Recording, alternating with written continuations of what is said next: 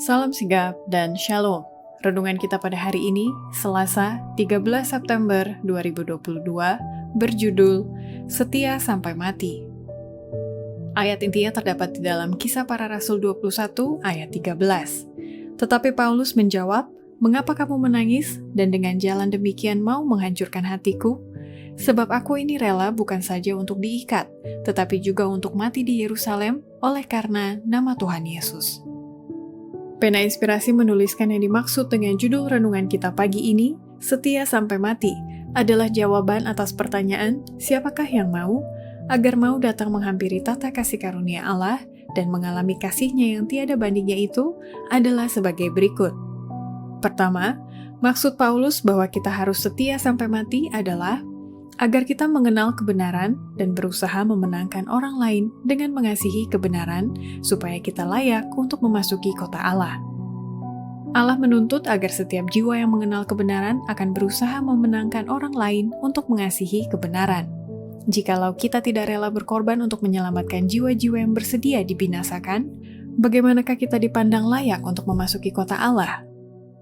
Kedua, maksud Paulus bahwa kita harus setia sampai mati adalah dengan cara kita bekerja dalam namanya demi keselamatan yang sesat.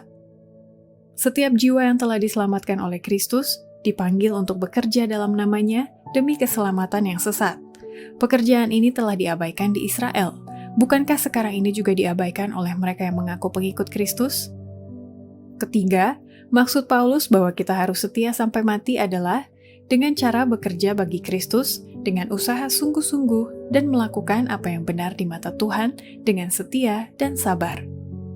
Tabiat jemaat yang sebenarnya diukur, bukan dengan pengakuan yang dibuatnya atau dengan banyaknya nama yang terdaftar dalam buku jemaat, tetapi dengan apa yang benar-benar dilakukannya bagi Tuhan dan dengan jumlah mereka yang bekerja dengan setia dan sabar. Perhatian pribadi, usaha perorangan yang penuh kewaspadaan itu akan melakukan lebih banyak bagi Kristus dibanding dengan yang dilakukan melalui khotbah atau pengakuan iman.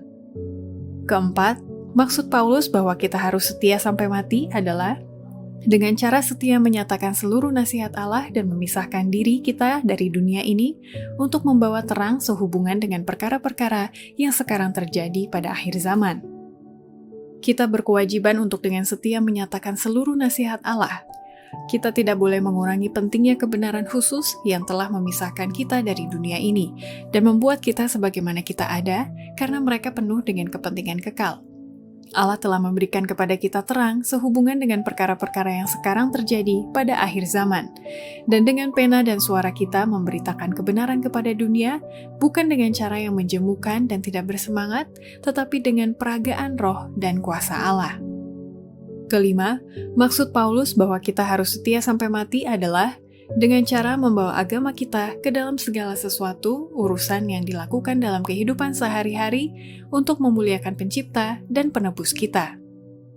Biarlah pengusaha menjalankan bisnisnya begitu rupa sehingga ia memuliakan Tuhannya dengan kesetiaannya.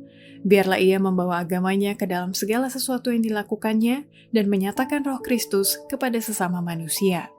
Biarlah para ahli mesin dengan rajin dan dengan setia memperkenalkan Dia yang telah bekerja keras di kota-kota Yudea. Biarlah setiap orang yang memanggil nama Kristus bekerja begitu rupa agar orang yang melihat pekerjaannya yang baik dapat terpimpin untuk memuliakan Pencipta dan Penebusnya. Demikianlah renungan kita pada hari ini. Kiranya Tuhan memberkati kita semua.